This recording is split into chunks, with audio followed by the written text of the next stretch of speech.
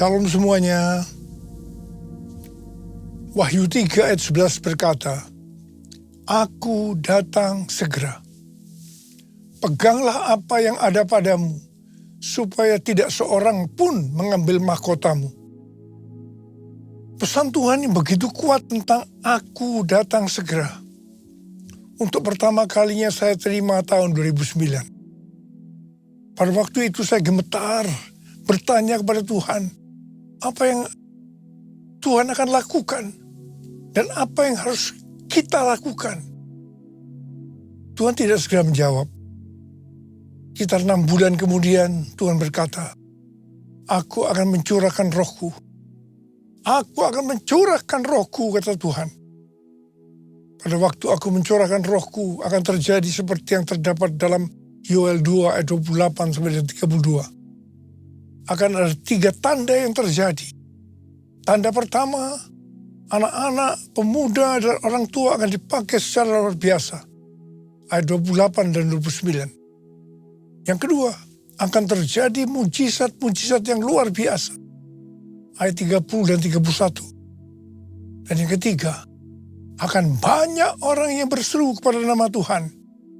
Mereka yang berseru kepada nama Tuhan akan diselamatkan. Akan terjadi penuaian jiwa besar-besaran. Haleluya! Tuhan memberikan nama pencurahan Roh Kudus ini sebagai Pentakosta yang ketiga. Hari-hari ini Tuhan kembali berbicara kepada saya tentang aku datang segera. Saya merasakan dengan gemetar seperti yang terjadi pada tahun 2009.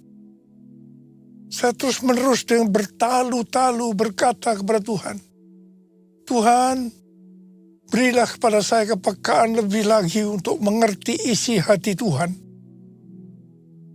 Tuhan berbicara melalui Yeremia 33 ayat 3. Berserulah kepadaku, maka aku akan menjawab engkau dan akan memberitahukan kepadamu hal-hal yang besar dan yang tidak terfahami.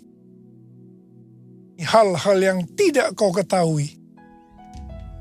Saya berseru-seru dalam doa, pujian, dan penyembahan bersama-sama siang dan malam. Open the eyes of my heart, Lord. Open the eyes of my heart. I want to see you. I want to see you. Open the eyes of my heart, Lord. Open the eyes of my heart. I want to see you. I want to see you. To see you high and lifted up, shining in the light of your glory. Pour out your power and love as we sing, Holy, Holy, Holy. Holy, Holy, Holy. Holy, Holy, Holy. Holy, Holy, Holy. I want to see you. Hari-hari ini Tuhan berbicara melalui pesan Tuhan Yesus kepada jemaat di Philadelphia. Pesan Tuhan Yesus kepada kita. Yang pertama, Dia, Tuhan Yesus, adalah yang kudus, yang benar, yang memegang kunci Daud. Apabila Ia membuka, tidak ada yang dapat menutup. Apabila Ia menutup, tidak ada yang dapat membuka. Karena itu mata kita harus tertuju kepada Dia. Mengandalkan Dia. Fokus hanya kepada Dia. Tuhan Yesus berkata kepada jemaat di Philadelphia, Aku tahu segala pekerjaanmu. Lihatlah, aku telah membuka pintu bagimu yang tidak dapat ditutup oleh seorang pun. Aku tahu bahwa kekuatanmu tidak seberapa, namun engkau menuruti firman-Ku dan engkau tidak menyangkal namaku. Kalau kita menuruti firman Tuhan dan tidak menyangkal namanya, maka Tuhan akan berkata kepada kita, aku telah membuka pintu bagimu yang tidak dapat ditutup oleh seorang pun. Pintu yang selama ini tertutup akan dibuka oleh Tuhan. Mungkin itu pintu pelayanan, pintu pekerjaan, pintu persoalan yang tidak kunjung selesai, dan yang lain-lain. Menyangkal namanya bukan hanya dengan mulut saja, tapi juga dengan perbuatan kita. Kalau perbuatan kita tidak sesuai dengan iman kita sebagai orang percaya, orang akan bertanya, apakah kita itu pengikut Kristus atau bukan? Ini bisa dikatakan kita menyangkal namanya. Tuhan Yesus berkata kepada jemaat di Philadelphia, karena engkau menuruti firman-Ku untuk tekun menantikan aku, maka aku pun akan melindungi engkau dari hari pencobaan yang akan datang atas seluruh dunia untuk mencobai mereka yang diam di bumi. Aku datang segera. Peganglah apa yang ada padamu, supaya tidak seorang pun mengambil mahkotamu. Kalau kita menuruti firman Tuhan untuk tekun menantikan kedatangan Tuhan, Tuhan berjanji akan melindungi kita dari hari pencobaan yang akan datang atas seluruh dunia untuk mencobai mereka yang diam di bumi. Sesuai dengan referensi Alkitab Penuntun Hidup Berkelimpahan, seri The Full Life Study Bible, yang mengatakan, mereka yang menjadi pemenang sebelum hari itu tiba akan dilindungi dari hari pencobaan melalui pengangkatan atau rapture. Haleluya! Kalau kita melihat keadaan dunia saat ini, kita harus percaya bahwa kita sedang menuju hari pencobaan itu. Dan akan terus makin hebat. Orang yang hidup pada saat Perang Dunia Pertama dan Perang Dunia Kedua pasti mengira bahwa hari pencobaan yang menimpa seluruh dunia seperti yang dimaksudkan kepada jemaat di Philadelphia sedang terjadi. Tetapi nyatanya hari pencobaan itu tidak terjadi. Hal ini dapat diterangkan sebagai berikut. Pada saat Tuhan Yesus ditanya oleh murid-muridnya, apa tanda kedatangannya dan tanda akhir zaman? Salah satunya Tuhan Yesus menjawab dalam Matius 24 ayat 14 yang berkata, dan Injil kerajaan ini akan diberitakan di seluruh dunia menjadi kesaksian bagi semua bangsa. Sesudah itu barulah tiba kesudahannya. Pada zaman itu, Injil diberitakan di seluruh dunia. Pasti tidak masuk akal. Bagaimana untuk melakukannya? Tetapi akhir-akhir ini, terutama setelah COVID-19, penggunaan media sosial begitu meluas, sehingga pemberitaan Injil ke seluruh dunia sangat masuk akal. Mungkin hari-hari ini sudah terjadi. Kita tidak tahu. Yang jelas, kalau ada pencobaan yang datang ke seluruh dunia seperti yang terjadi saat ini, kita harus percaya ini merupakan permulaan dari hari pencobaan yang akan datang atas seluruh dunia untuk mencobai mereka yang diam di bumi, seperti yang dikatakan oleh Tuhan Yesus kepada jemaat di Philadelphia. Kita juga harus percaya kita akan dilindungi dari pencobaan itu melalui pengangkatan. Tadi dikatakan yang akan ikut dalam pengangkatan adalah mereka yang keluar sebagai pemenang. Mengenai pemenang ini, Tuhan Yesus berkata, siapa yang bertelinga, hendaklah ia mendengarkan apa yang dikatakan Roh kepada jemaat-jemaat. siapa yang menang, artinya yang melakukan perintah Tuhan itu, akan masuk surga. Seperti pesan Tuhan Yesus mengenai jemaat di Philadelphia, di mana mereka menuruti firman Tuhan untuk tekun menantikan kedatangannya. Itu juga yang harus kita lakukan supaya menjadi pemenang, sehingga kita ikut dalam pengangkatan. Yesus memegangku dengan tangan kananmu. Yesus memberiku kemenangan. Yesus memegangku dengan tangan kananmu.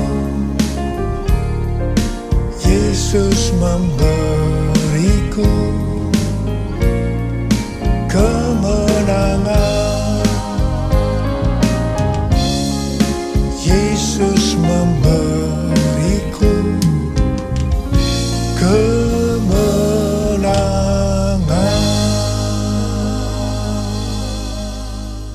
Hal-hal yang harus kita lakukan supaya menjadi pemenang. Yang pertama, kita harus berjaga-jaga. Mengenai kedatangan Tuhan Yesus, Alkitab katakan, tentang hari dan saat itu, tidak ada seorang pun yang tahu. Malaikat-malaikat di sorga tidak, dan anak pun tidak, hanya Bapa sendiri. Akan tetapi, tanda-tanda kedatangannya, Tuhan Yesus sudah memberitahu. Sesuai dengan tanda-tanda kedatangannya, maka waktunya sudah sangat-sangat singkat. Apalagi hari-hari ini Tuhan Yesus berpesan, "Aku datang segera." Karena itu kita harus berjaga-jaga. Kita harus siap sedia. Karena Tuhan Yesus datang pada saat yang tidak kita duga. Hal yang kedua, agar kita menjadi pemenang, seperti yang terdapat di dalam Matius 24 ayat 46 dan 47 yang berkata, "Berbahagialah hamba yang didapati tuannya melakukan tugasnya itu ketika tuannya itu datang. Sesungguhnya aku berkata kepadamu, tuannya itu akan memberi dia wewenang atas segala miliknya." Menyambut kedatangan Tuhan Yesus, kita harus tetap melakukan tugas-tugas kita seperti dia akan datang 1000 tahun lagi. Tetapi kita berjaga-jaga seperti nanti malam dia datang. Jadi jangan ada yang berpikir Tuhan Yesus akan segera datang. Buat apa saya melakukan tugas dengan sungguh-sungguh? Karena semuanya itu akan ditinggalkan. Itu tidak benar. Lakukan tugas yang diberikan itu dengan sungguh-sungguh. Sehingga pada waktu dia datang, kita akan mendapat upah. Yang mau katakan amin? Sesuai dengan Matius 24 ayat 48 dengan 51, kita diingatkan agar tidak menjadi hamba yang jahat, yang berkata di dalam hatinya, "Tuanku tidak datang-datang." Ia mulai memukul hamba-hamba lain dan makan minum bersama-sama pemabuk-pemabuk. Pada saat tuannya datang, pada saat yang tidak disangkanya, maka tuannya akan memenggal dia dan membuat dia senasib dengan orang-orang munafik. Di sana akan terdapat ratapan dan kertak gigi. Ini peringatan serius buat orang-orang percaya yang menganggap kedatangan Tuhan masih lama sehingga dia tidak berjaga-jaga. Hidup yang sembrono, hati-hati supaya tidak masuk neraka. Hal yang ketiga, agar kita menjadi pemenang, adalah jangan terjebak dengan tipu daya kekayaan, kenikmatan hidup, dan kekhawatiran dunia. Ini akan membuat kita tidak berbuah.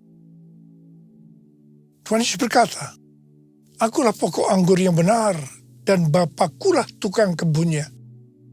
Setiap carang padaku yang tidak berbuah, dipotongnya.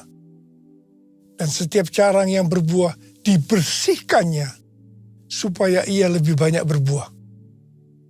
Pada saat carang dipotong, dia akan jatuh ke tanah dan menjadi kering.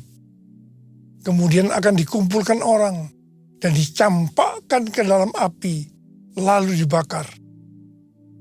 Orang yang tidak berbuah akan dicampakkan ke dalam neraka. Karena itu kita harus berbuah. Tuhan Yesus berkata dalam Yohanes 15:8, dalam hal inilah Bapa-Ku dimuliakan, bahwa kamu berbuah banyak dan menunjukkan kamu adalah murid-murid-Ku. Galatia 5:22-23 berkata, namun buah roh ialah kasih, sukacita, damai sejahtera, kesabaran, kemurahan, kebaikan, kesetiaan, kelemah lembutan, dan penguasaan diri. Tidak ada hukum yang menentang hal-hal itu. Orang yang berbuah akan terus dibersihkan. Perhatikan ini. Agar lebih banyak berbuah. Kita terus akan dikuduskan melalui Roh Kudus, firman Allah, dan juga proses. Kita akan menjadi serupa dengan gambar Yesus. Artinya menjadi murid Tuhan Yesus.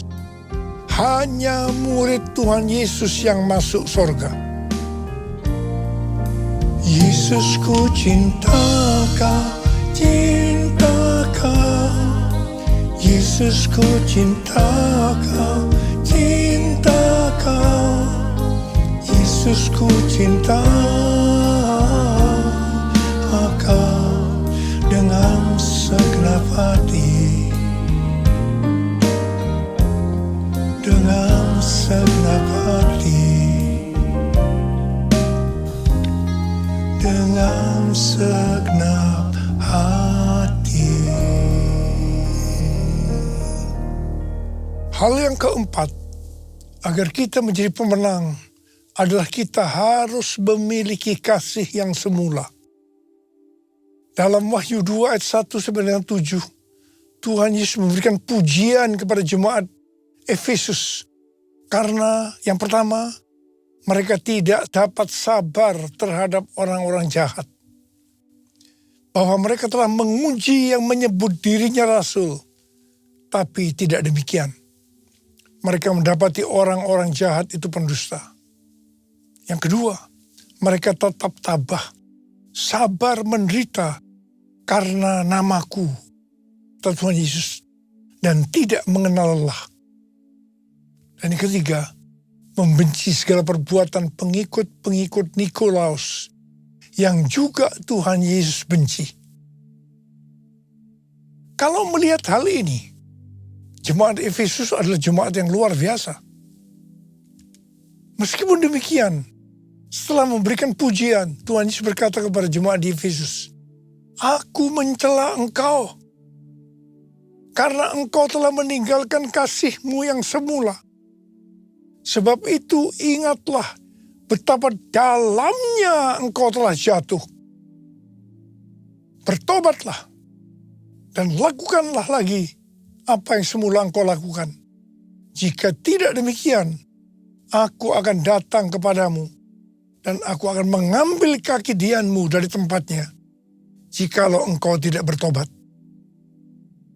Kita harus menggarisbawahi apa yang Tuhan Yesus katakan, bahwa sebaik apapun kita melayani pekerjaan Tuhan, tetapi kalau tidak didasari oleh kasih yang semula, Tuhan Yesus akan berkata, betapa dalamnya engkau telah jatuh. Bertobatlah dan lakukan lagi apa yang semula engkau lakukan. Jika tidak, aku akan datang dan mengambil kaki dianmu dari tempatnya, jikalau engkau tidak bertobat. Sesuai dengan referensi Alkitab Penuntun Hidup Berkelimpahan, seri The Full Life Study Bible, Yang dimaksudkan dengan aku akan mengambil kaki Dianmu adalah menolak dan mengeluarkan dari dalam kerajaannya. Dengan perkataan lain, artinya akan masuk neraka. Karena itu kita harus menjaga agar kita selalu dalam kondisi kasih yang semula. Agar kita ikut dalam pengangkatan. Kasih yang semula adalah kasih pada saat kita baru bertobat dan mengalami kelahiran baru. Pada saat itu kita begitu haus akan Tuhan dan firman-Nya. Kita akan banyak berdoa, memuji dan menyembah Tuhan. Kita akan banyak membaca Alkitab dan hidup kudus. Hal yang kelima, agar kita menjadi pemenang adalah menjadi murid Tuhan Yesus dan memuridkan orang lain. Sesuai dengan Roma 8 ayat 29. Goal kita sebagai orang percaya adalah menjadi serupa dengan gambar Yesus, yaitu murid Tuhan Yesus. Sesuai dengan 1 Yohanes 2 ayat 6. Murid Tuhan Yesus adalah mereka yang hidup sama seperti Kristus telah hidup. Tugas utama dari murid Tuhan Yesus tanpa memandang profesinya adalah menjadikan orang lain menjadi murid Tuhan Yesus. Ini adalah amanat agung Tuhan Yesus. Kalau kita menjadi murid Tuhan Yesus dan menjadikan orang lain sebagai murid Tuhan Yesus, pasti akan ikut dalam pengangkatan. Yang percaya katakan amin. Saya berdoa, kita semua harus jadi pemenang. Yang mau katakan amin. Yang mau mari kita angkat tangan kita dan katakan bersama saya bersama-sama. Hosana, Hosana, datanglah Tuhan Yesus. Hosana, Hosana, ku merindukanmu. Hosana, Hosana, datanglah Tuhan Yesus. Hosana, Hosana, ku merindukanmu. Ku merindukanmu. Sembah Dia. Sembah Dia. Oh,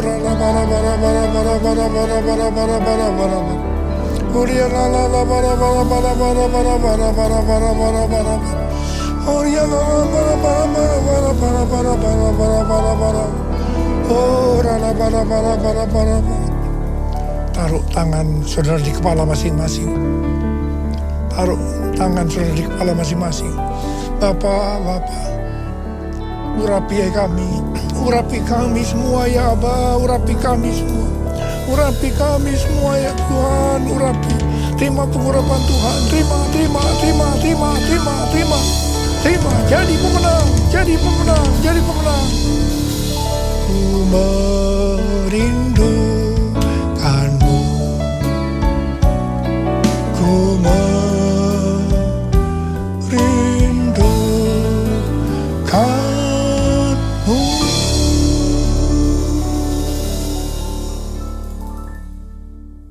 Mari kita akan masuk dalam perjamuan kudus. Kita akan mengingat ayat ini. Sebab setiap kali kamu makan roti ini dan minum cawan ini, kamu memberitakan kematian Tuhan sampai Ia datang. Perjamuan kudus adalah perjamuan Tuhan Yesus sendiri. Setiap kali kita masuk ke dalam perjamuan kudus, Tuhan Yesus selalu berkata, biarlah ini menjadi peringatan akan aku. Karena itu mari, tundukkan kepala. Arahkan hati kita kepada kebaikan Tuhan. Kita akan mengingat kebaikan Tuhan. Bapa, siapakah kami sebelum kami mengenal Engkau? Kamu semua orang berdosa. Upah dosa adalah maut, mati. Tapi engkau yang tidak berdosa telah dijadikan dosa oleh karena kami.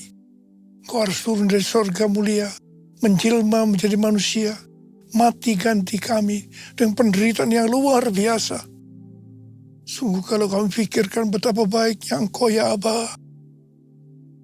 Itu engkau ya Aba. Kau jadikan kami sebagai anak-anak-Mu. Kau berkati, kau tuntun, kau bela, kau lindungi, kau tegur kalau kami salah. Bapa, terima kasih. Terima kasih. Tuhan Yesus akan memberkati kita melalui perjamuan kudus.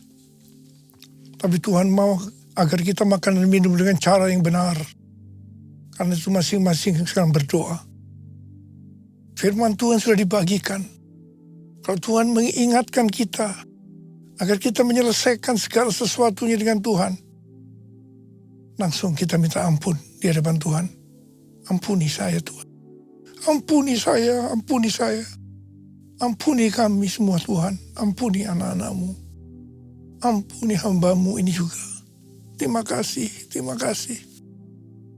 Kami akan masuk dalam perjamuan kudus dengan hati yang penuh ucapan syukur. Dalam nama Yesus kami berdoa. Amin.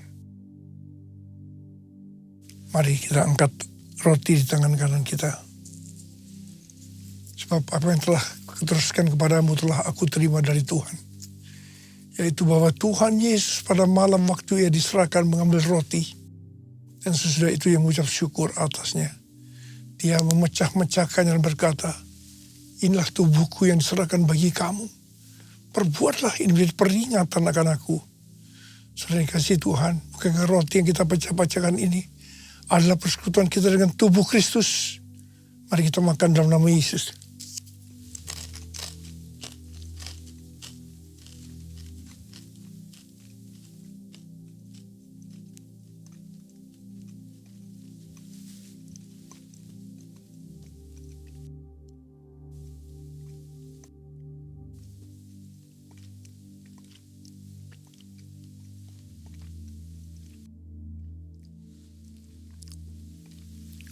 Angkat cawan di tangan kanan kita tinggi-tinggi.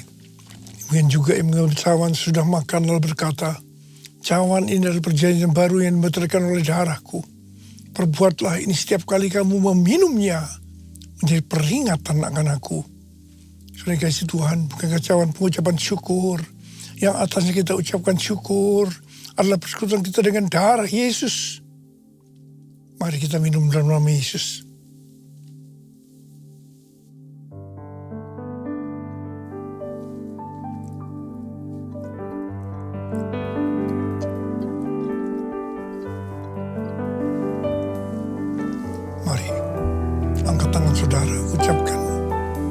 Terima kasih. Ucapan syukur kepada Tuhan dengan suara, jangan diam. Terima kasih ya Tuhan. Terima kasih ya Tuhan. Terima kasih ya Tuhan. Terima kasih ya Tuhan. Oh, oh Jesus. Jesus. Angkat tangan saudara. Tuhan sedang menyembuhkan kita semua. Sembuh dalam nama Yesus. Sembuh dalam nama Yesus. Dibebaskan dalam nama Yesus. Dipulihkan dalam nama Yesus. Terima kasih Tuhan. Terima kasih. Sembuh. Sembuh dalam nama Yesus. Sembuh. Sembuh. Terima kasih Yesusku. Terima kasih Yesusku. Puji syukur hanya bagi Tuhanku. Terima kasih Yesusku. Terima kasih Yesusku. Puji syukur hanya bagi Tuhanku. Terima kasih Yesusku. Terima kasih Yesusku. Puji syukur hanya bagi Tuhanku. Terima kasih Yesusku. Terima kasih Yesusku.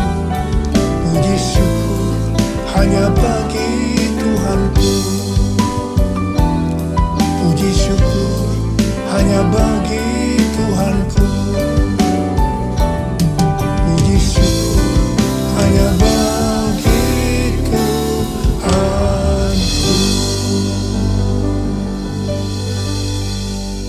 Mari angkat tangan saudara. Terima berkat Tuhan. Kasih karunia yang berlimpah-limpah daripada Allah Bapa dalam Anak yang tunggal Yesus Kristus. Persekutuan yang manis dengan Roh Kudus menyertai kita semua mulai hari ini sampai Tuhan datang menjemput kita di awan-awan dan bahkan sampai selama-lamanya. Yang percaya bersama-sama katakan amin.